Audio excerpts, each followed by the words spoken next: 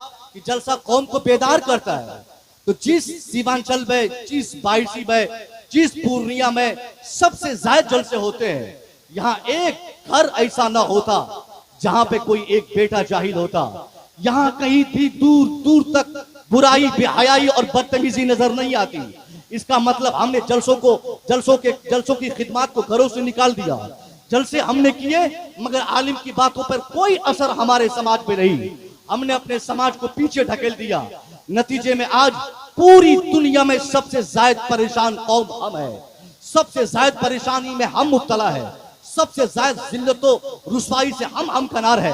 दुनिया सबसे ज्यादा हमें टारगेट कर रही है और इस टारगेट के पीछे ये मतलब नहीं कि वो लोग हमारी दुश्मनी चाहते, बल्कि इसका मतलब सिर्फ ये है कि हम कमजोर हो गए। और इस कमजोरी की हालत में मुसलमान बौखलाहट में भरा अपने पूरे समाज में अपने दुश्मनों को सामने टारगेट बनाकर कहता है कि हमारी ये हालत ये फलाने दुश्मन की वजह से, हमारी ये तबाही ये फलाने नेता की वजह से, हमारी बर्बादी फलाने साहब की वजह से। मैं आपसे कहना चाहूंगा, नहीं साहब नहीं। आज जो आपकी हालत है, इस हालत के पीछे कोई जिम्मेदार नहीं, कोई रिस्पॉन्सिबल नहीं होगा। योगी मोदी बात का जिम्मेदार होगा, कोई नेता बात का रिस्पॉन्सिबल। सबसे बड़ा जिम्मेदार आपकी यह हालत का आप खुद है। सबसे बड़ा रिस्पॉन्सिबल आप खुद है। आपने अपने समाज को जाहिल छोड़ा, आपने अपने समाज को बेहया किया, हमने अपने समाज को गंवा दिया। हमने अपने समाज को गंवारों के समाज में तब्दील करने में कोई कमी नहीं छोड़ी, जिसके नतीजे में आज पूरी दुनिया में सबसे ज्यादा कमजोरी हमारे मुआशरे में, सबसे ज्यादा दिक्कत हमारे मुआशरे में, सबसे ज्यादा परेशानी हमारे मुआशरे में। हमारी परेशानी की वजह यही है कि हमारे बच्चों में वो ताकत रही जो ताकत दुश्मनों के पास है। हमारे पास वो कुव्वत रही जो कुव्वत दुश्मनों के पास है। जो कुव्वत दुश्मनों ने हासिल की है, वो ताकत तो कुव्वत हमारे पास नहीं। ये कहना बड़ा आसान है साहब कि फलाना जीतता कैसे है, फलाने की हुकूमत कैसे होती, फलाना कैसे बार बार जीत लेता। हम तो दुआएं करते कि अल्लाह उसे हरा दे, वो फतह ना करे, वो मैदान न फतह करे, वो हार जाए। बावजूद इसके न पीर साहब की दुआ हमारे हक में कबूल होती, न साहब किसी मजार पे जाके हम किसी दुश्मन के लिए दुआ करते, न हमारी दुआ मजार शरीफ पे कबूल होती। आखिर मामला क्या है? लगातार पे दर पे दुश्मनों की कामयाबी का मतलब क्या है? दुश्मन, अगर आपके दुश्मन कामयाब हो रहे हैं तो इसका मतलब ये नहीं कि दुश्मन मजबूत हो गए। इसका मतलब ये नहीं कि दुश्मन ने कामयाबी के लिए कोई हरबा अपनाया है। बस उनका हरबा जो है, उन्हीं हरबों पे हमारा अमल नहीं। वो ऐसे ही कामयाब नहीं है। ऐसे नहीं कि बिस्तर बिछाकर वो साहब वोट ले लिए सबसे और वो कामयाब हो गए। इस कामयाबी के पीछे हमने 25 नहीं 50 साल की तारीख इस भारत की पढ़ी है। 50 साल की तारीख ये भारत की बताती।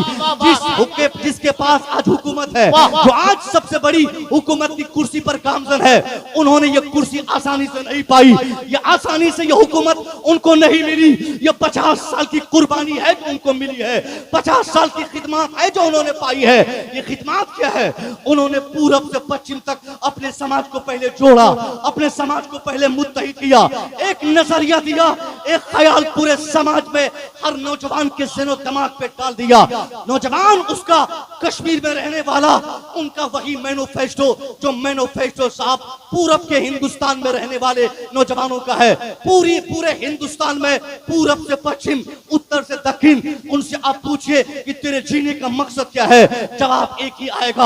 अब उनसे पूछिए तुम क्यों जीना चाहते हो? जवाब वो वही देगा जो पश्चिम वाला देगा, पूरब वाले का वही जवाब होगा। हमें सोचना चाहिए कि वो समाज जो आज से 50 साल तक मुत्तहिद नहीं था, जहां एक नहीं अनेकों खुदाओं को माना जाता, सिर्फ खुदाओं के मामलात में साहब अगर उनकी आजमाइश करे तो कोई लूहे को खुदा मानता, कोई बंदर को खुदा मानता, कोई सूरज को खुदा मानता, कोई जमीन को खुदा मानता, कोई पत्थर को खुदा मानता, कोई जानवर को खुदा मानता। आज तो ये हो गई कि पखाना और पेशाब जानवर के थे, उनको भी उनकी पूजा करने वाले लोगों की यह हालत है कि आज वो पूरी दुनिया की सबसे मजबूत पार्टी का वो मालिक बना है, सबसे मजबूत हुकूमत उनके पास। ये हुकूमत आई कैसे, ये मजाज आया कैसे, ये ताकत आई कैसे, ये पावर आया कहां से? ये पावर का जब राज जानेंगे पता चलेगा कि करोड़ों खुदाओं के मानने वालों ने अपने पूरे समाज को पहले मुत्तहिद किया, एक नजरिया दिया, इत्तेहाद और यूनिटी का पैगाम दिया, और मुत्तहिद होने के बाद एक मजाज पूरे समाज में देकर उसके बाद तब 14 से लेकर 15, 15 के बाद 16, 16 के बाद 17, 17 के बाद 18, 18 के बाद 19, 20, ये 24 आ गया। साहब अभी तक नहीं।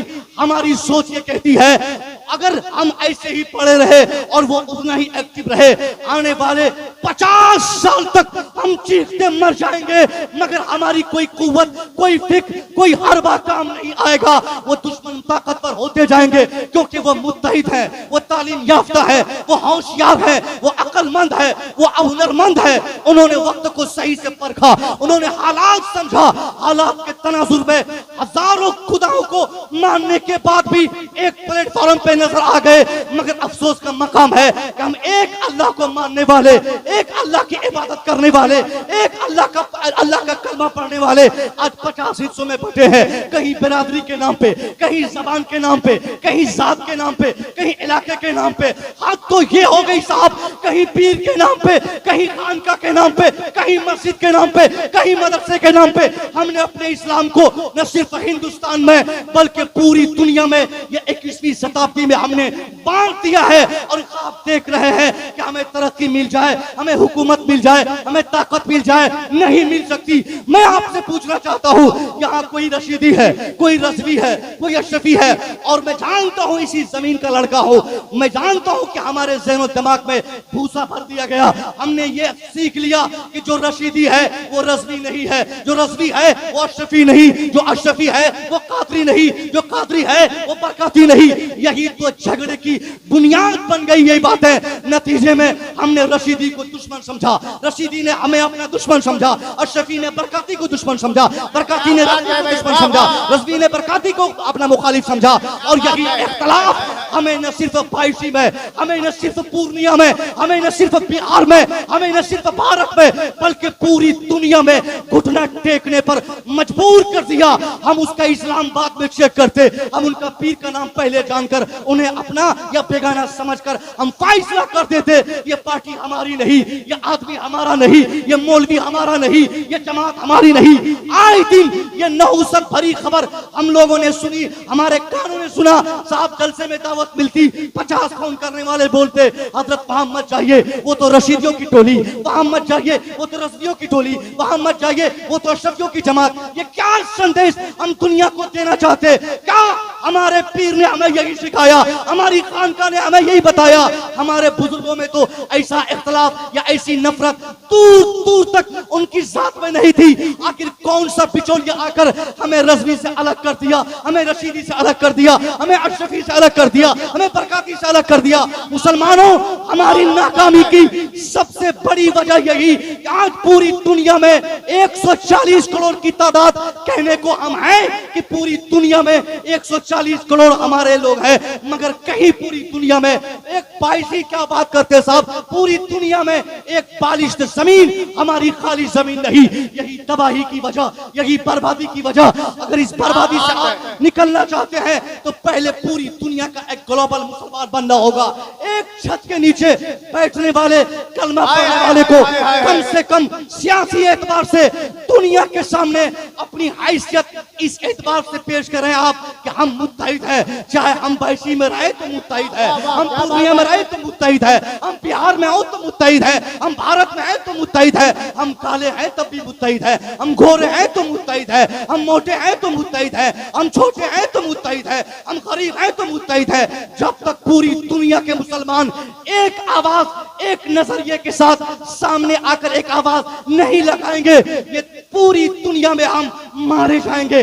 आज बायसी में, कल अमौर में, और पूर्णिया में, फिर कटिहार में, कभी बिहार के अलग हिस्से में, कभी भारत में, कभी दुनिया के किसी अलग हिस्से में हम रोजाना चलाए जाएंगे, रोजाना मारे जाएंगे, रोजाना काटे जाएंगे। हमें हमारे घरों से निकालने की कोशिशें की जाएंगी। इन तमाम चीजों से निकलने का सबसे पहला रास्ता यह है कि मुत्तहिद होकर पूरी दुनिया को अपनी कुव्वतों का एहसास दिला दे। नारे तकबीर, नारे रिसालत, मसलके आला हजरत शहीद आजम कॉन्फ्रेंस हजरत अल्लामा मुस्तफा रजा साहब मिसबाही। किसी भी तरक्की याफ्ता कौम के लिए, कौम की तरक्की के लिए सबसे बड़ी बात कौम की तरक्की के लिए क्या है? मैंने बहुत स्टडी की, तब मैंने नतीजा निकाला। किसी भी कौम की तरक्की के लिए 3 बड़े स्टेप्स हैं, 3 बड़े मैदान हैं, 3 ऐसे रास्ते हैं। या तो वो कौम तीनों रास्तों पर बैक वक्त सफर करे। अगर मुमकिन ना हो सके तो उन तीनों में से एटलीस्ट एक रास्ते का वो मुसाफिर जरूर हो, तब वो कौम तरक्की करेगी। उनमें सबसे पहला रास्ता क्या था? सबसे पहला रास्ता ये कि साहब वो कौम मुत्तहिद हो तो तरक्की करेगी। दूसरा सबसे बड़ा रास्ता, या अगर मुत्तहिद नहीं भी हो वो कौम एजुकेटेड हो तो तरक्की करेगी। एजुकेशन के बाद तीसरे रास्ते को मैंने बहुत गंभीरता से लिया, या वो कौम सियासी एतबार से मुतहर्रिक हो, सियासी शौर उस कौम में हो। ये 3 ऐसे रास्ते हैं, या तो आप यूनाइटेड रहें, या फिर एजुकेटेड रहें, या फिर आप पॉलिटिकली आप मजबूत रहे। इन तीनों में अगर आप कामयाब है तो सबसे ज्यादा तरक्की आपकी होगी। और अगर तीनों में से किसी एक मैदान में भी आपने कामयाबी पाई, फिर भी आप तरक्की याफ्ता माने जाओगे। मैं आपका दामन पकड़ के पूछूंगा, इन तरक्की के तीनों मनाजिल में से कौन सा मंजिल है जो आपने फतह की? कौन सा रास्ता है जो आपने इख्तियार किया चलने को? कौन सा मैदान है जिसके आप गाजी और फाते हैं? कोई मैदान आप बताइए। इत्तेहाद के मैदान में तो आप पिछड़ गए साहब। अब बताइए एजुकेशन की अगर मैं बात करूं तो एजुकेशन के मामले में सबसे ज्यादा गिरावट अगर किसी कौम में देखी गई तो वो सिर्फ मुस्लिम कौम है। ये बीते 100 सालों में मुसलमानों ने जो तालीम और ताल्लुम से अपना रिश्ता तोड़ा, जो बेरगबती का इजहार एजुकेशनल अपने समाज में जो मुसलमानों ने किया, मुसलमानों की कमजोरी की एक वजह यह भी है कि मुसलमानों में एजुकेशन दूसरे अक़वाम के मुकाबले में बहुत कम है। दलित समाज जिसको हमने समझा था, उस समाज से भी कमजोर हम एजुकेशन में। हमने जिसे पिछड़ा कहा था, पिछड़ों से भी पिछड़े हम है तालीम में। हमने जिसे नहुसत भरी आंखों से कभी देखा था, हमारा समाज कभी देखा था, वो लोग आज तरक्की कर गए। हमारा जिला, मगर बेटा उनका एसपी बनकर हमारे जिले की कुर्सी पर। जिला इस्लामपुर, मगर उस इस्लामपुर के जिले का डीएम और इस्लामपुर के जमीन का कलेक्टर साहब कोई राम है, कोई मोहन है, कोई सोहन है, कोई गीता है। मैं आपसे पूछना चाहूंगा, यही तो ये क्या वजह हो गई कि आज से 500 साल पहले तक दुनिया ये समझती थी कि तालीम के लिए मुसलमानों का दामन पकड़ना जरूरी है, तालीम की तरक्की के लिए मुसलमानों का होना जरूरी है, एजुकेशनल फरोग के लिए मुसलमानों के माहौल में 2-4 रातें गुजारना जरूरी है। मगर ये सारे दिन लग गए। आज मुसलमानों के बच्चे जाहिल। आज भी आप दिल्ली जाने वाली ट्रेनों में चेक करें, आप जाए साहब अमरपाली, आप ट्रेन में चेक करें, आप जाए पूर्णिया में वो कौन सी ट्रेन, सीमांचल एक्सप्रेस में, टॉयलेट में भी साहब जगह नहीं मिलती। वो ठूस ठूस के लोग भर के वहां से दिल्ली भागते। वो कौन लोग हैं? उनमें से 99% लोग हमारे बच्चे। किसी का नाम अफजल है, वो घर से जा रहा है दिल्ली कमाने। किसी का नाम असलम है, वो भी दिल्ली जा रहा कमाने। हमारे बच्चे ट्रेनों में सफर करते कलकत्ता के लिए, हमारे बच्चे दिल्ली जाते, हमारे बच्चे बेंगलोर जाते। हिंदुस्तान भर में मजदूरी करने वाले हमारे बच्चे मिलेंगे, मुसलमानों के बच्चे मिलेंगे जिसकी उम्र अभी 18 साल, किसी की 22 साल, किसी की 25 साल। अब ऐसे गार्जियन को मैं कहना चाहूंगा जिन्होंने अपने बच्चों को 22 साल में, 18 साल में, 25 साल में, मैट्रिक के बाद, इंटर के बाद उनकी तालीम ड्रॉप करके उनको अमरपाली पकड़ाया, उनको साहब सीमांचल ट्रेन का टिकट बनाकर उनको भेज दिया दिल्ली कमाने के लिए। अब अगर वो बाप चाहेगा कि उसका बेटा तरक्की करे, नहीं हो सकता। वो समाज चाहेगा कि वो समाज तरक्की करे, नहीं हो सकता। मैं ये नहीं कहूंगा कि आप अपने बेटों को कमाने मत भेजिए, भेजिए साहब, 5 साल के बाद भेजना है, 10 साल के बाद भेजना है, क्या जरूरी है? अभी तो आपका बेटा मैट्रिक पास किया, उसको उससे इंटर करवाइए, इंटर में अच्छा नंबर से पास हो जाए, उससे नीट एग्जाम की तैयारी करवाइए और एक शानदार डॉक्टर उसे बनाइए, उसको समाज का शानदार डॉक्टर बनाइए, उसको एक शानदार इंजीनियर बनाइए, उसको आईएएस और आईपीएस बनाइए। वो सारी क्वालिटी आपके बच्चों में मौजूद है। आपका बेटा मुंबई और दिल्ली की 20-20 मंजिला इमारत तैयार कर देते, वहां पर जाकर सरिया फैक्ट्री में काम करने वाले आप ही के बच्चे, ईंट से ईंट जोड़कर बड़ी बड़ी इमारत तैयार करने वाले आपके बेटे, जिन्होंने मैट्रिक किया नहीं, 5 मंजिला नहीं 25 मंजिला इमारत दिल्ली में बना दी। अगर उन बच्चों के पीछे ध्यान लगाया जाएगा, मैं दावे से कह सकता हूं 15 साल नहीं 10 साल के बाद वही बच्चा मजदूर नहीं रहेगा, बल्कि दिल्ली में जाकर वो इंजीनियर बनकर काम करेगा। क्या बात है, सुभान अल्लाह। हुनर की कमी नहीं, जिंदाबाद जिंदाबाद। अक्लमंदी की कमी नहीं, हुनर की कमी नहीं, सिर्फ अपॉर्चुनिटी की कमी है। उसको चांसेस नहीं मिलते, तालीम नहीं मिल पाती। मैं आज कतई नहीं कहूंगा कि आपने अपने बेटे को आलिम क्यों नहीं बनाया, और ये भी नहीं कहूंगा कि आप अपने बेटे को आलिम बनाइए, क्योंकि मैं जानता हूं कि आप अपने बेटे को आलिम बनाना नहीं चाहिएगा, क्योंकि आज का समाज आलिमों का समाज नहीं रहा, आलिमों से नफरत करने का समाज है। आपके दिमाग में लोगों ने जहर खोल दिया है, आपको लोगों ने बता दिया है कि आलिम बनाओगे बच्चों को फंस जाओगे, बेटा तेरा आलिम बनेगा जल्दी शादी नहीं होगी। कोई होशियार आदमी अपना दामाद तेरे आलिम बेटे को बनाना नहीं चाहेगा। हमारे सामने कई ऐसे केसेस हैं, ऐसे ऐसे आलिम जिनकी इज्जत बेंगलोर के सेठ जिनके लिए खड़े हो जाते, मगर ये 22 का वो फकीर सेठ, वो फकीर चंद सेठ बोलता है कि ये मौलवी साहब क्या कमाता क्या खाता है। अब इस वजह से लोग अपने बेटे को आलिम नहीं बनाते कि आलिम बनाएंगे 10,000 रुपया महीना मेरा दामाद कमाएगा तो फिर मेरी बेटी की परवरिश कैसे करेगा, मेरे नवासों की परवरिश कैसे होगी। इस सोच में लोगों ने फैसला कर लिया है कि आलिम नहीं बनाना है। चलो मैं मान गया, आपने आलिम बनाने को घाटे का सौदा समझा, तो कुछ हद तक मैं अगर मान भी जाऊं कि आलिम आप नहीं भी बनाते अपने बेटे को, तो आपसे कोई शिकायत नहीं कि आपने अपने बेटे को आलिम क्यों नहीं बनाया, जबकि बनाना था आपको, लेकिन आपने नहीं बनाया। कोई शिकायत नहीं, कोई कंप्लेंट नहीं, कोई आपसे गिला नहीं, मगर एक बहुत बड़ी शिकायत आपका दामन पकड़ के मुसव्विर रजा हमेशा पूछता आया है और हमेशा पूछता रहेगा। वो लोग अपने कानों के दोनों दरवाजे खोल लें और दिमाग की गलादत साफ करके मेरे ये सवालात अपने ज़हन दिमाग में वो बिठा लें कि अगर उन्होंने अपने बेटे को आलिम नहीं बनाया कोई बात नहीं, क्योंकि आलिम बनाने को उन्होंने घाटे का सौदा समझा था। तो ये बताएं जरा वो लोग कि उन्होंने अपने बेटे को डॉक्टर क्यों नहीं बनाया, अपने बेटे को इंजीनियर क्यों नहीं बनाया, उनके बेटे मास्टर क्यों नहीं बने, उनके बेटे आईएएस क्यों नहीं बने, उनके बेटे आईपीएस क्यों नहीं बने, उनके बेटे प्रोफेसर क्यों नहीं बने। पता क्या चला, एक तो आपके बेटे आलिम न बन सके, आपके बेटे हाफिज न बन सके, आपके बेटे मुफ्ती नहीं बन सके, और आपके बेटे दुनियावी तालीमात लेकर भी कोई काम नहीं कर सके। कोरा जाहिल आपने अपने समाज को बनाकर पूरे समाज की आपने नाक कटा दी। बायसी वालों, पूर्णिया वालों, मुसलमानों, आपकी तनुज़ुली और आपकी ये बेकसी की वजह सबसे बड़ी ईमान और अकीदे की कमजोरी के बाद यही वजह है कि आप में एजुकेशन नहीं, आप में तालीम नहीं, आपने अपने मुस्तफा के पैगामात को फरामोश किया, आपने अपने प्यारे नबी के पैगामात को फरामोश किया। क्या आपने अपने उलमा से नहीं सुना?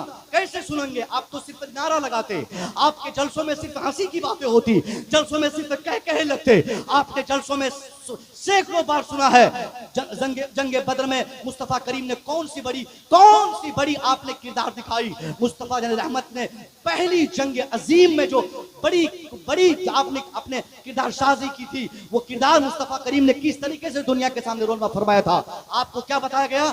यही बताया गया कि हम 313 थे, सामने 1000 थे, हम जीत गए, वो लोग हार गए। बस इतना आप सुनते और नारे तकबीर, नारे रिसालत, यानी आपका ब्लड बिल्कुल सर्कुलेट करने लगता, जज्बे में आप आकर नारा लगाते कि क्या बहुत बड़ी बात हो गई, हम 313 सामने 1000, हमने उन्हें पछाड़ दिया, मुसलमानों ने उन्हें हरा दिया। बस इतनी सी बात सुनकर हमने सोचा कि बद्र की तारीख खत्म, बद्र का बाब खत्म, बद्र का चैप्टर खत्म, इसके बाद कुछ नहीं हुआ। मैं आज कहना चाहूंगा, मैदान बद्र की बातें आपने 12 सुनी, और ये सच है कि हम 313 थे, ये भी सच है कि वहां 1000 थे, ये भी सच है कि हम खाए पिए नहीं थे, ये भी सच है कि वो लोग खा के गए थे, ये भी हक है कि हमारे पास असले नहीं थे, ये भी हक है कि उनके पास असले थे, ये भी हक है कि हमें अल्लाह ने जीत दी, ये भी हक है कि दुश्मन हार गए। मगर ये तारीख के औरात यहीं बंद नहीं होते, तारीख का चैप्टर यहीं क्लोज नहीं होता, बल्कि मैदान बद्र की तारीख आगे क्या कहती। मुसलमानों ने जिन दुश्मनों को अपने चंगुल में फंसाया, जिनको पकड़ा, जिनको कैद खानों में बंद किया था, मुसलमानों के साथ इस्लाम के पैगंबर ने जिस बहुत बड़ा पैगाम आपने अपने किरदार से दिया था, उस किरदार पे गौर करने की जरूरत है। हमने सिर्फ यही सोचा कि मेरे मुस्तफा ने मुझे नमाज दिया है, इस्लाम के पैगंबर ने दुनिया को रोजा दिया है, हमने यही बताया दुनिया को इस्लाम वो मजहब जिसने नमाज दिया, रोजा दिया, हज दिया, ज़कात दिया, और कुछ नहीं इस्लाम में। उन लोगों को कहना चाहूंगा, बद्र चूंकि पहली जंग है, उस जंग को जंग तफरीक हम कहते हैं, जिस जंग से यह फैसला हो गया कि कौन हक पे है, कौन बातिल है, कौन अच्छा है, कौन बुरा है। उस बद्र के मैदान का यह वाकया है। मुसलमानों ने जिन दुश्मनों को पकड़ा था, मुस्तफा जन रहमत की बारगाह में उन तमाम दुश्मनों की खबर पहुंचाई गई, हुजूर ये दुश्मन पकड़े गए, इतने दुश्मनों को हमने जेलों में रखा, हुजूर इनके साथ क्या किया जाए, इनके साथ क्या मामला किया जाए, इनके साथ क्या किया जाए। वो हमारे दुश्मन पकड़े गए जिन्होंने हमारे खिलाफ तलवार उठाई थी, उन दुश्मनों को हमने पकड़ा है जिन्होंने हमारी गर्दन मारना चाहिए थी, उन दुश्मनों को हमने अपनी जेलों में रखा है जो कभी हमारी जबान काटना चाहते, हमारा हाथ काटना चाहते, हमारी टांग काटना चाहते, जिन लोगों ने हमारे वजूद के खात्मे की तहरीक छेड़ी थी। हुजूर आज वो लोग हमारे सामने गिड़गिड़ा रहे हैं, उनके साथ क्या बर्ताव किया जाए।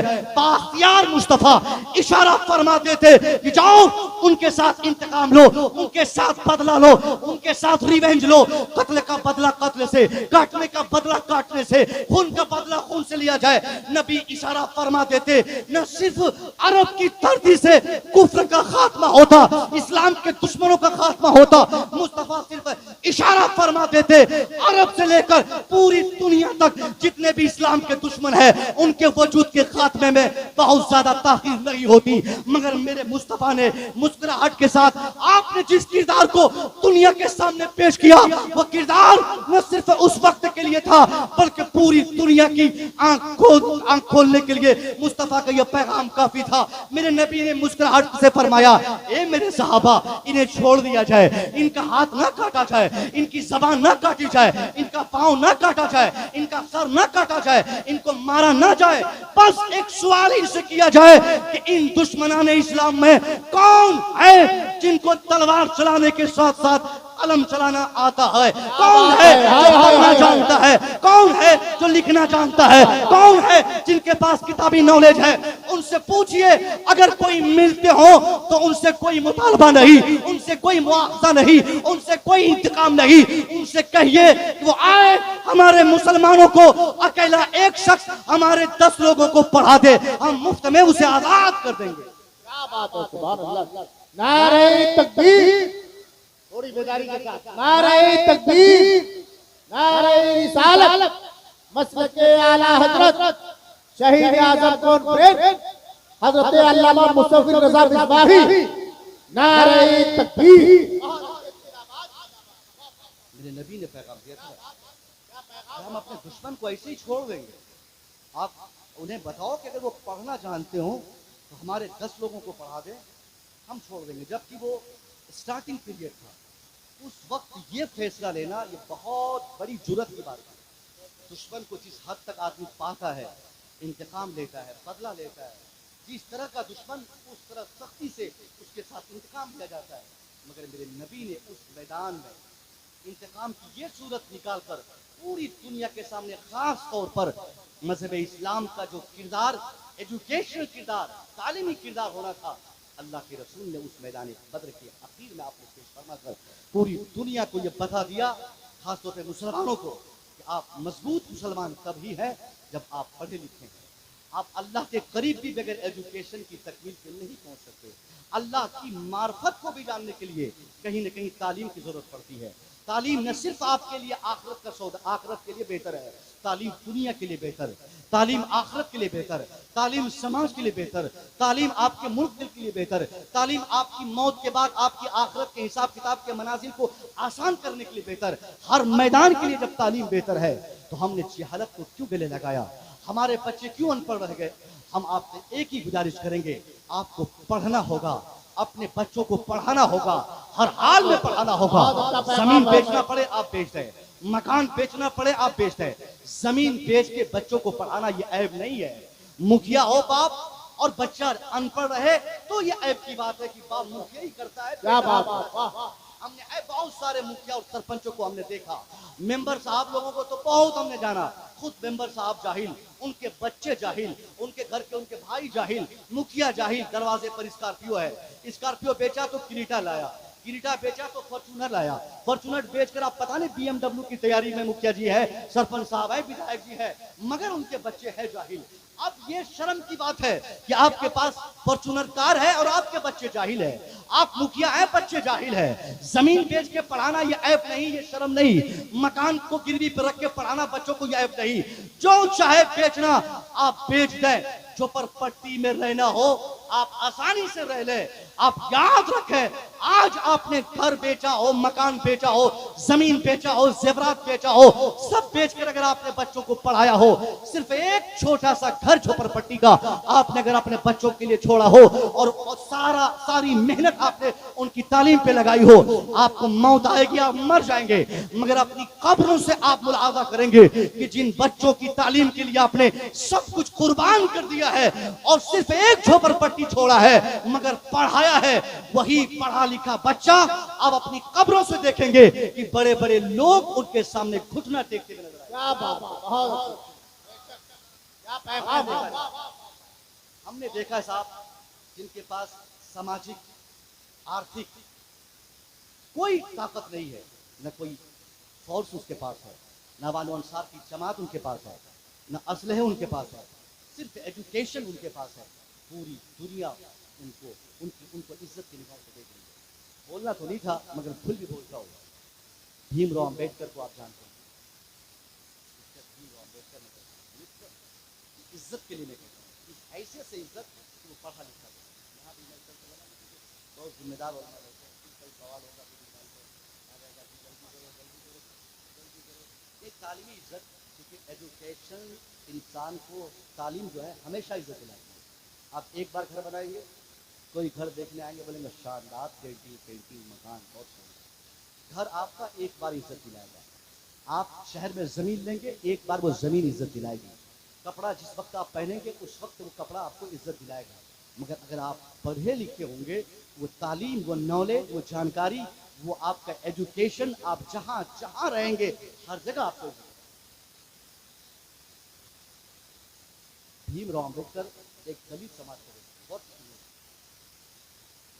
आज से पांच दशक पहले की बात बहुत सुने, 50 साल पहले तक खास तौर पे दलितों की इस हिंदुस्तान में दूर दूर तक इज्जत नहीं। या तो लोगों ने दलितों को समझा दिया था कि पढ़ना तेरा काम नहीं है, या वो लोग खुद जान गए थे कि हम लोग का काम पढ़ना नहीं है, हम लोगों का काम है गुलामी करना, हमारा काम है नौकरी करना, हमारा काम है दूसरों की फरमाबरदारी करना, हमारी जिम्मेदारी है दूसरों की खिदमत करना।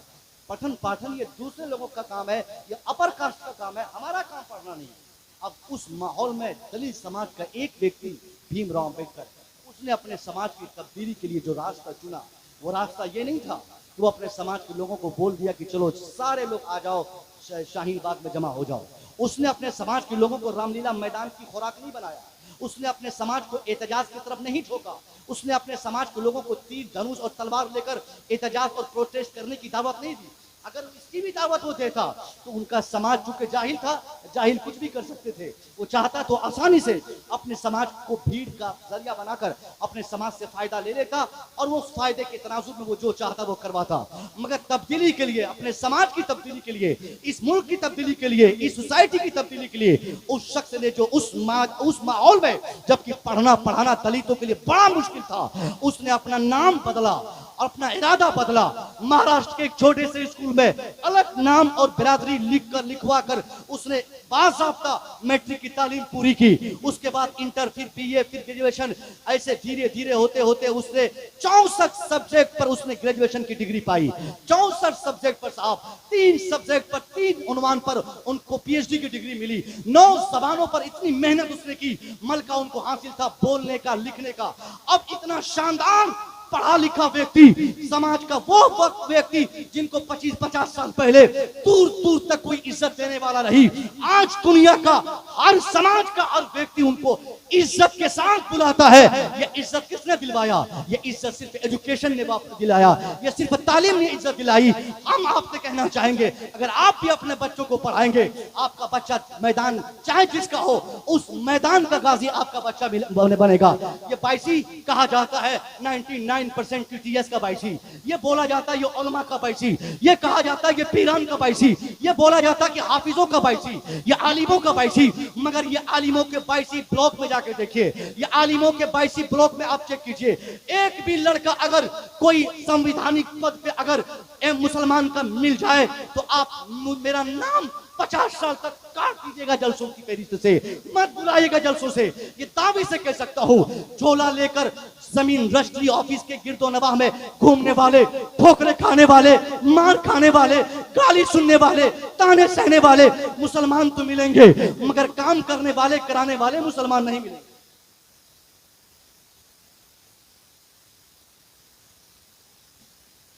नारे तकबीर, नारे रिसालत, मसलके आला हजरत हजरत अल्लामा मुफ्ती सुल्तान रजा साहब सीवानी, जनाबे अजमत रजा। मगर ऐसे शोरा और खुतबा को आपने मधु कर लिया है। इंशाअल्लाह मेरी गुफ्तगू बस अब 2-4-10 मिनट की रह गई है। मैं अपनी बातों को मुख्तसर कर, हाँ मैं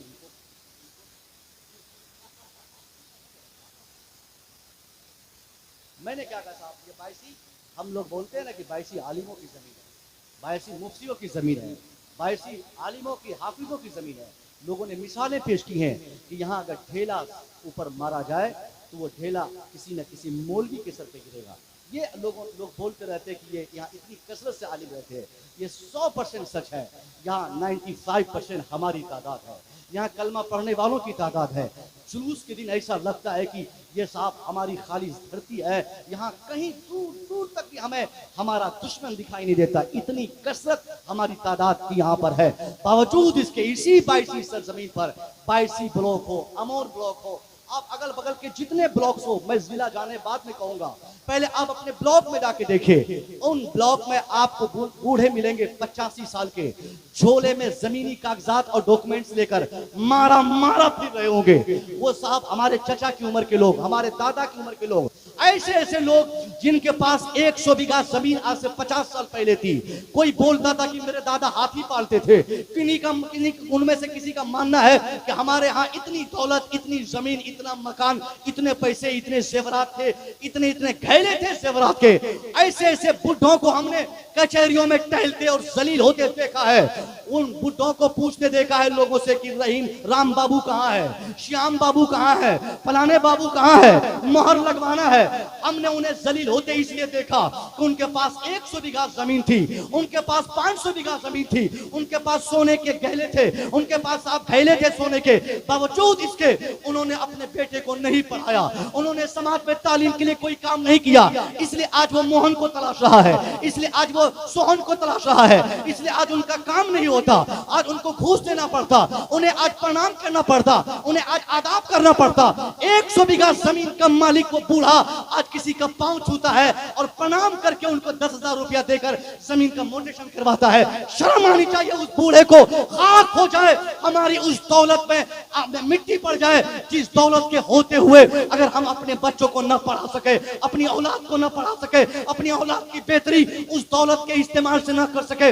नहीं चाहिए ऐसा पैसा, नहीं चाहिए ऐसी दौलत, नहीं चाहिए ऐसी गाड़ी, नहीं चाहिए ऐसा बंगला, नहीं चाहिए ऐसी इज्जत जिस इज्जत के होते हुए हमारे बच्चे बेइज्जत हो जाए, हमारे बच्चे जाहिल रह जाए, हमारे बच्चे हमारी दौलत को अपनी जहालत की बुनियाद पर हमारी मौत के 10 साल के अंदर सारी दौलत को बेचने पर मजबूर हो जाए।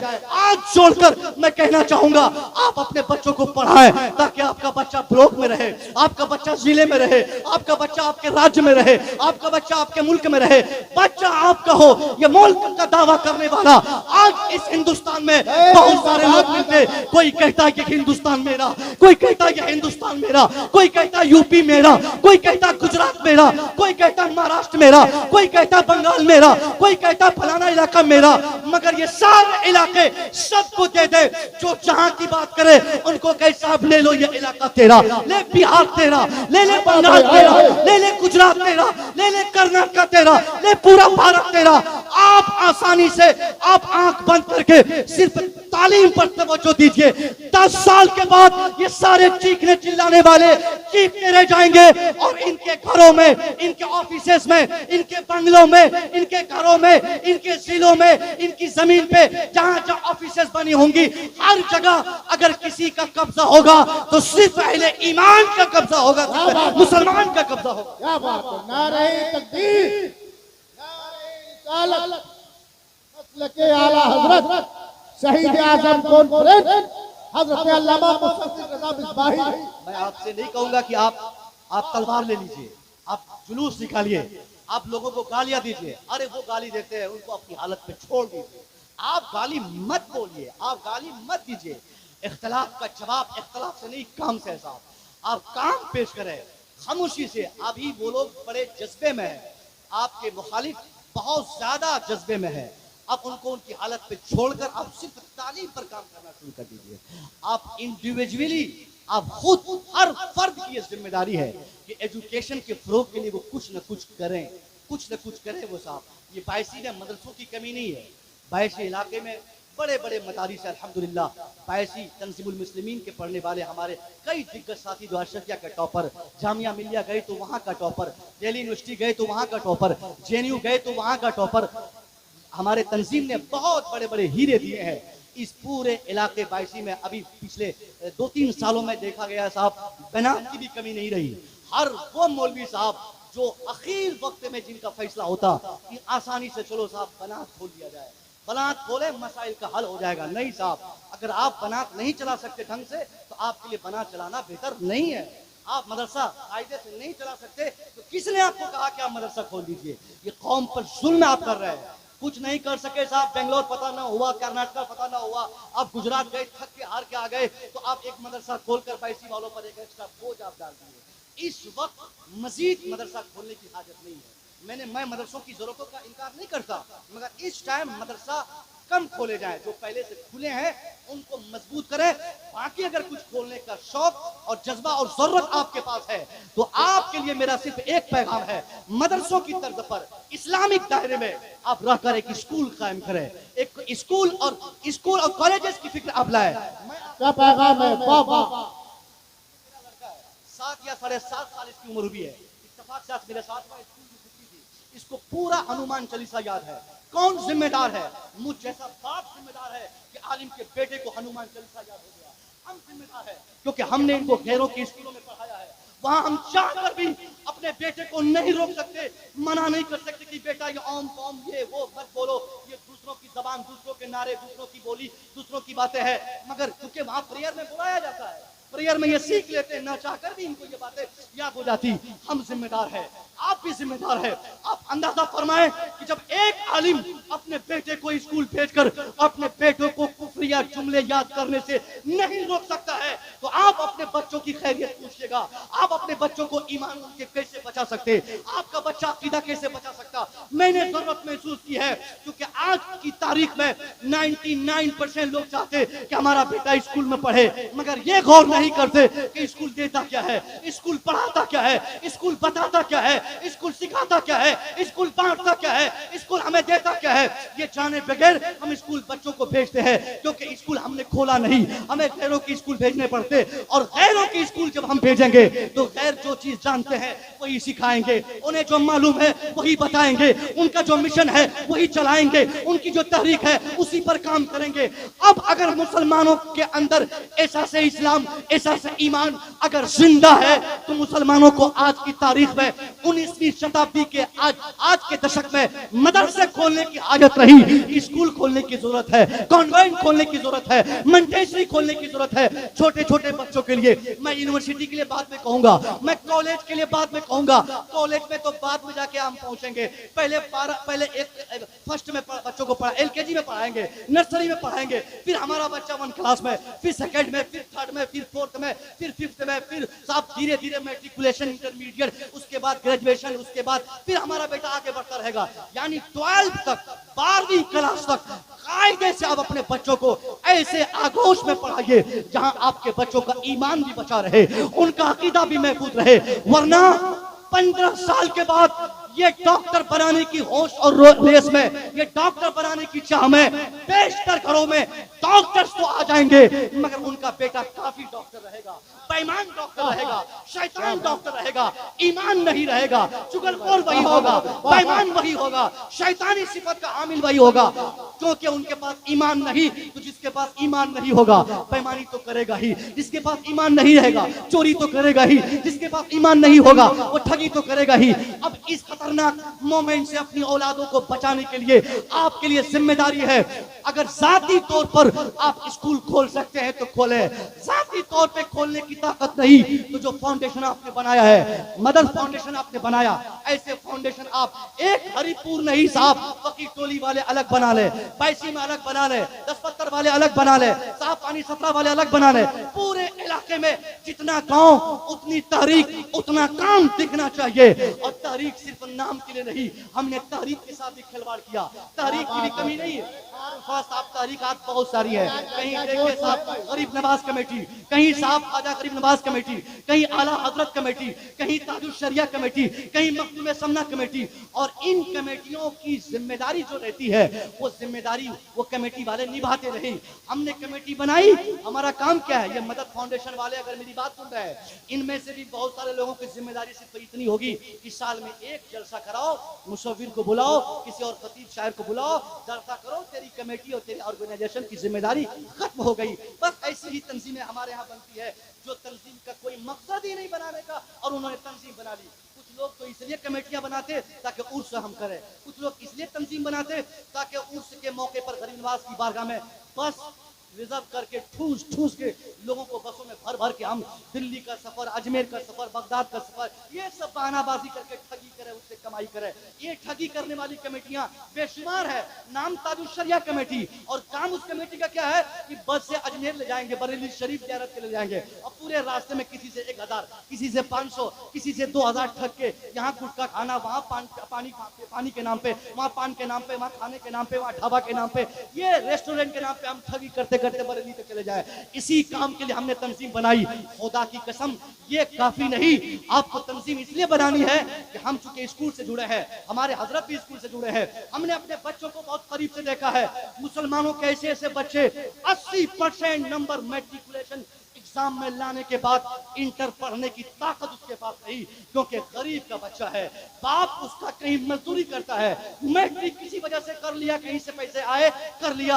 अब मैट्रिक में 80% नंबर लाने के बाद भी इंटर वो नहीं कर सकता, क्योंकि 1100 रुपया इंटर में एडमिशन के लिए उसके पास नहीं है, उसके पास पोशाक के पैसे नहीं है, उसके पास कम्युनिकेशन के खर्चे नहीं है, उनके पास मजीद हॉस्टल के चार्जेस नहीं है। अब वो गरीब आदमी अपने बेटे को बोलेगा चलो छोड़ो बेटा पढ़ाई, जाओ दिल्ली भागो। मैट्रिक में या फर्स्ट डिवीजन 80% यानी एक्सटेंशन मार्क लाने वाला हमारा बेटा अगर मैट्रिक करके छोड़ देगा तो ये तेज तर्रार बेटा मैट्रिक छोड़ने वाला आगे चल के वो मजदूर ही नहीं रहेगा, बल्कि मुमकिन है वो गुंडा बन जाए, मुमकिन है वो चोर बन जाए, मुमकिन है समाज का बहुत बड़ा गद्दार बन जाए। मुमकिन चूंकि तेज है और तेज आदमी खुद भी बन सकता है, तेज है तभी तो मैट्रिक में नंबर लाया है। तेज आदमी को चांसेस नहीं मिले, नहीं पढ़ सका, गुर्बत की जिंदगी थी, वो आतंकवाद बन गया, बम बनाने लगा। कोई 10,000 दे दिया, उसका मर्डर करो, वो जाके कर देगा। कोई 15,000 दिया, सुपारी दिया, जाके वहां बदमाशी करो, वो कर देगा।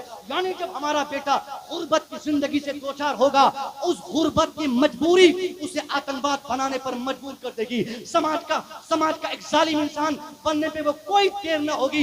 इसलिए मैं कहना चाहूंगा, आपके पास अगर तंजीम होगी तो उस तंजीम की जिम्मेदारी ये होगी, ऐसे बच्चों को हम मुंतखब करें और चिन्हित करके उनको लाएं और ऐलान करें, खबरदार ये 22 इलाके में ऐलान कर दे, तंजीम के सदर दरवाजे पर इश्तिहार डाल दे कि 2024 के मैट्रिक एग्जामिनेशन में फर्स्ट डिवीजन पास होने वाले जिस मुसलमान के बच्चे को भी आगे की तालीम की चाह होगी, अगर उसका बाप उसे नहीं पढ़ाना चाहेगा, ये तंजीम गरीब नवाज, ये तंजीम मखदूम समना, ये तंजीम आला हजरत, ये तंजीम ताजुश शरिया ऐसे बच्चों की तालीम की सारी जिम्मेदारी निभाएगी।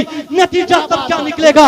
आपके पैसों से आपके समाज का अगर एक बच्चा मैट्रिक के बाद इंटर के बाद अगर वो एमबीबीएस की डिग्री पा ले, अल्लाह की कसम 50 मरतबा अजमेर जाने से ज्यादा बेहतर होगा कि हमारे समाज का एक बच्चा डॉक्टर या इंजीनियर बन जाए। जिंदाबाद जिंदाबाद, नारे तकबीर, नारे रिसालत, मसलके आला हजरत, फैजाने आला हजरत, शहीद आजम कॉन्फ्रेंस हजरत अल्लामा मुस्तफा रजा मिसबाही। सबसे जायद हमारी कमी है, हमने अपने समाज को रोन दिया। सब गरीबों की गुर्बत का एहसास तक में नहीं हुआ। आपकी परेशानी ये नहीं कि साहब ये नदियां, ये कभी महानंदा और कभी ये कौन सी नदी बीच में पड़ती है, कोसी कनकई, पता नहीं नदियों का भरमार है ये बिहार के इस क्षेत्र में। हर नदियां आपको तबाह करती है, मगर इन नदियों से ज्यादा तबाही आप खुद अपनी करते हैं। आपके समाज में जो ये दुर्गति आपकी और हमारी है, इसकी यही वजह सबसे बड़ी ये है कि हमने इंडिविजुअली तालीम पे तवज्जो दे दी। वैसे अगर किसी का बेटा डॉक्टर बन गया वो फूले नहीं समाता कि मेरा बेटा तो डॉक्टर बन गया, हजरत एमबीबीएस बन गया। मगर मैं कहूंगा, ए डॉक्टर साहब, आपने अपने बच्चे को डॉक्टर बना लिया, यह आपकी कामयाबी की पहचान नहीं। गांव का 5 आदमी अपने बेटे को पढ़ा ले, 10 लोगों के बच्चे पढ़ ले, 90 बच्चे पढ़ ले, गांव के डॉक्टर आईएएस आईपीएस बन जाए। अगर 10 बच्चे भी जाहिल रह जाएंगे, पूरे गांव को सुकून से न रहने के लिए उन्हीं 10 लोगों का जाहिल रहना काफी माना जाएगा। अब उस गांव की कामयाबी तब है वो 90 लोगों की तालीम के साथ साथ बचे हुए 10 लोगों की भी तालीम की फिक्र करे, ताकि सब लोग सुकून से अपने घर में आराम करें। आप डॉक्टर बन जाएंगे, जाहिल बच्चे आपको कभी सुकून से रहने नहीं देंगे। हमने बहुत करीब से गांव में देखा है, मास्टर 4 मास्टर इसी साल बीपीएससी में पास हुए, फिर दोबारा बीपीएससी का एग्जाम हुआ, 17 लड़के फिर निकल गए। एक ही गांव में फर्स्ट फेज में 4 फिर 17। अब वो बच्चे जो नहीं कुछ कर पा रहे थे, उन लोगों ने सोचा कि ये लोग बहुत पढ़ रहा है, आगे बढ़ रहा है, वो इनको हम ये करते हैं। उन्हीं बीपीएससी पास होने वाले मास्टरों की गिनती के साथ एक हफ्ते में 3 लोगों की गाड़ी चोरी हो गई। अब लोगों ने सोचा कि मास्टर साहब भैया है, ये गाड़ी चुरा लेंगे तो क्या हो जाएगा, कौन ले गया? अब बताइए, ये लॉक द गाड़ी, बोला गांधी तो उठा के लोग वाह वाह, तो जाहिल से कब ले गए? अगर उनके बच्चे भी बीपीएससी पास होते, वो बच्चे भी अगर पढ़े लिखे होते, वो भी बच्चे अगर तालीम याफ्ता होते, ये जलील हरकत वो नहीं करते। सुकून की नींद सोने के लिए बेहतर यह है कि आप खुद भी अपने बच्चों को पढ़ाएं और दूसरों के बच्चों की भी तालीम की फिक्र आप करें। ये सबसे बड़ी जिम्मेदारी है। बहुत अच्छा पैगाम है। आपका एहसास अगर आपने कर लिया। अभी मैंने मुफ्ती तंजील रहमान साहब के साथ फोन पे आज उन्होंने कहा, और मैंने कई जगह बोला, हमारे मिसबाह साहब डॉक्टर साहब के बारे में बहुत बड़े पैमाने पर उन्होंने एक मिशन का आगाज उन्होंने किया, अल्लाह खैर फरमाए। मगर मैंने बहुत स्टडी करने के बाद मैंने कहा था एक बड़े जिम्मेदार आलिम से कि मुमकिन है हजरत को ये सीमांचल वाले इस मिशन में कामयाब होने नहीं रही। और मैं इतने बड़े मैं बोल रहा क्योंकि हम सीमांचलों को जलन और हसद हमारे मिल रहा है, ये कैसे कर रहा है, हमको किसी ने कहा कि वो सिटी कोई सिटी बना रहे हैं, हमके सिटी ने नॉलेज सिटी, वही समझ में आ गया कि जलन पैदा हो गई। हमने कभी सपोर्ट किसी का किया ही नहीं। हमने ये कभी नहीं देखा कि हमारी जमात में कोई एक साहब आगे बढ़ रहा है, उनकी कुछ बनाई हो, क्योंकि इसके पीछे पूरे समाज की कला है, पूरे समाज की कामयाबी है। इस गांव, इस आबादी, इस इलाके, इस कौम के लिए ऐसे मिशन स्कूल कायम करने की जरूरत है जहां हमारे बच्चे, हमारी बच्चियों की खुशी तालीम हो। आखिरी पैगाम और फाइनल पैगाम, इस अब तक तो तालीम की बात की, मगर एक जरूरी बात मैं कहूँगा, ये तमाम मसाइल से लड़ने का वाहिद रास्ता तालीम नहीं है। तालीम के साथ साथ तरबियत भी बेहद जरूरी है। हम लोगों ने बच्चियों को देखा है, अभी मुजफ्फरनगर उत्तर प्रदेश में, हजरत नकीब साहब, उत्तर प्रदेश में, मुजफ्फरनगर उत्तर प्रदेश में अभी से एक हफ्ता पहले अगर ये खबर आप लोगों तक पहुंची होगी तो आप लोग जान गए होंगे, अगर नहीं पहुंची होगी तो आप यूट्यूब बाबा से पूछने की कोशिश मत कीजिएगा, क्योंकि आपका ज़मीर गवारा नहीं करेगा देखने के बाद, रोने से आप खुद को नहीं कंट्रोल कर पाएंगे। मुजफ्फरनगर में क्या वो हादसा पेश आया, 50 लड़कियां पुलिस ने पकड़ के अपनी जेलों में डाला। उन 50 लड़कियों में कौन लड़कियां थी जो कॉलेज के बहाने से बैग और सज धज के घर से निकली थी, स्कूटी और साइकिल सवारी लेकर कॉलेज और ट्यूशन के बहाने से माँ बाप को अलविदा और बाई बाई टाटा करके घर छोड़ा था। मगर पुलिस की हिरासत में वो 50 लड़कियों में 49 लड़कियां किसी और समाज की नहीं, वो सिर्फ मुस्लिम समाज की बच्चियां थी जो कॉलेज के नाम पे घर से निकली, मगर रंगरेलियां मना रही थी होटल में, वो साहब शॉपिंग मॉल में वो अपने फ्रेंड्स के साथ घूम रही थी, वो टी पार्टी में हिस्सा ले रही थी। ऐसा भी हो रहा है। हमने तालीम के फरोग में, तालीम के चक्कर में हम इस कदर अंधे हो गए कि हमने अपनी बेटियों को भेज दिया, बच्चों को घर से अलविदा कह दिया, मगर हमने कभी उनकी खास तरबियत की फिक्र न की। नतीजे में हमारी बेटी या हमारा बेटा आने वाले जमाने में सनत याफ्ता, तालीम याफ्ता बन तो गया, मगर तरबियत की कमी की बुनियाद पर हमारी बेटी हो या बेटा वो बदतमीज के बदतमीज ही रह गए। आपकी जिम्मेदारी यह है, आज की दुनिया में इंटरमीडिएट में खास तौर पर पढ़ने वाली बच्चों के गार्जियंस की जिम्मेदारी है, मैट्रिक और 9th 10th में खासतौर पर पढ़ने वाले बच्चियों की जिम्मेदारी है या उनके माँ बाप की जिम्मेदारी है खासतौर पे कि वो अपनी बच्चियों पर निगरानी को टाइट करे, उन पर सख्त निगाह दौड़ाए कि उनकी बेटी जाती घर से कब है, वो आती कहाँ से है, जाती कहाँ है, ट्यूशन के बहाने से कितना टाइम स्पेंड करती है, कितने पैसे मांगती है और कितना वो स्कूल में देती है, कितना ट्यूशन में देती, वो स्कूटी को चलाकर लेकर कहाँ जाती, वो साइकिल का इस्तेमाल कहाँ के लिए करती, वो मोबाइल का इस्तेमाल कहां के लिए करती। ये एक शानदार अक्ल के मालिक जो गार्जियन है, उनकी ये जिम्मेदारी सिर्फ नहीं कि वो अपनी बेटी को मैट्रिक से पहले वो बाइक दे दे, वो स्कूटी खरीद के दे दे, वो साहब मोबाइल लेके दे दे, वो कपड़ा अच्छा दे दे। उनकी जिम्मेदारी ये भी है कि वो अपनी बच्ची की निगाहदाश्त करे, उन पर निगरानी करे कि उसकी बेटी जाती है 9 बजे तो आती कब है, और आती है तो कहां से आती है। मास्टर साहब को पूछे, प्रिंसिपल साहब को पूछे, हेड मास्टर को पूछे, मौलवी साहब से पूछे, ट्यूटर मास्टर से पूछे कि आज मेरी बेटी गई थी, वाकई वो स्कूल गई थी या नहीं, कॉलेज गई थी नहीं। अगर आपने नहीं पूछा तो 1-2 साल के अंदर अंदर मैट्रिक इंटर करने से पहले आपकी बेटी आजादाना माहौल की इस तरह मालिका बन जाएगी कि इंटर करने के बाद वो अपना दूल्हा खुद खोज कर आपको लाके दिखा के बोलेगी, अब्बा यही मेरे सपनों का शहजादा, इसी से मैं शादी करूंगी। वो जात नहीं देखेगी, वो बिरादरी नहीं देखेगी, वो मजहब नहीं देखेगी, वो रंग नहीं देखेगी, वो खानदान नहीं देखेगी, क्योंकि उनको तो मालूम है आजादी क्या चीज है। आजादाना माहौल में आपने अपनी बच्चों की परवरिश की, अब उसी का नतीजा आपको झेलना पड़ेगा। फिर ताबीज लेने से कोई फायदा नहीं होगा, रोने चिल्लाने से कोई फायदा नहीं होगा। आपकी बेटी हो या बेटा मर्दी की शादी करेंगे, फिर मजहब को त्याग देकर जहां चाहेंगे चले जाएंगे। उस वक्त पूरे समाज की नाक कटाने की सारी जिम्मेदारी बच्चे और बच्चों के साथ साथ एक हमारे और आपकी तरह गार्जियन की भी होगी। बहुत बड़ी बड़ी बातें हम लोग करते हैं, हजरत हमको अपने बेटे को ये पढ़ाना है, वो बनाना है, ये बनाना है, बेटी को वो बनाना है। साहब कौन रोकता आपको पढ़ाने से? इस्लाम तो पढ़ाने की तलकीन करने वाले दुनिया के तमाम मज़ाहिब में सबसे फर्स्ट ऐसा मजहब है जिसने सबसे ज़ायद बरांगेज़ किया अपने मानने वालों को तालीम के लिए। तालीम के कोई मैदान ऐसे नहीं है जिसकी तरजीह हमारे मजहब ने नहीं दिलाई हो, मगर इसके साथ साथ तरबियत की एक अहम तरीन जिम्मेदारी जिससे आप बिल्कुल बेगरबती का इजहार कर रहे हैं, इसको आपको जिम्मेदारी से इसे महसूस करना होगा और अपने बच्चों और बच्चों की हर एक्टिविटी पर आपको निगाह दौड़ानी होगी कि बच्चा कर क्या रहा है, वो बच्चा कह क्या रहा है, बच्चे जा कहाँ रहे हैं, बेटी बोल क्या रही है, वरना ये आजादी का ऐसा गलत कॉन्सेप्ट आपके समाज के बच्चे और बच्चों के ज़हन दिमाग पे बस जाएगा, वो जहां चाहेगा जाएगा, आप उसे नहीं रोक पाएंगे। वो संविधान का हवाला देगा, बोलेगा अब्बा ये हमको हक हमारे संविधान ने दिया है, या ऑथराइज्ड हमें हमारा कानून ने किया है, हम शादी करेंगे आप नहीं रोक सकते, कानून कहता है, हम शादी करेंगे आप नहीं मना कर सकते, नहीं कर सकते, हमारी किताब कहती है, जो किताब वो पढ़ेगी वही किताब आपको वो दिखा देगी। उस वक्त आप क्या करेंगे, अगर ज्यादा बोलेंगे तो हथकड़ियां लगा देंगे आपकी बेटियां, आपके बच्चे आपको जेल भिजवा देंगे। इससे पहले कि ये दिन आपको देखने पड़े, आप अपने बच्चों की तालीम से ज्यादा उनकी बेहतर तरबियत की आप फिक्र करें।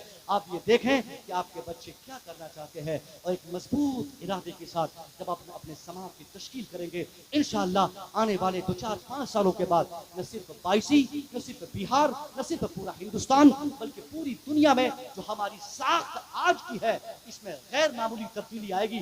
फिर पूरी दुनिया को ये एहसास हो जाएगा कि पूरी दुनिया को अगर कोई हिला सकता है तो सिर्फ पहले ईमान हिला सकता है, अगर कोई बचा सकता है तो साहिब ईमान बचा सकता है। अस्तगफिरुल्लाह रब्बी मिन कुल्ली ज़ंबि व अतूबु इलैह। अस्सलामु अलैकुम।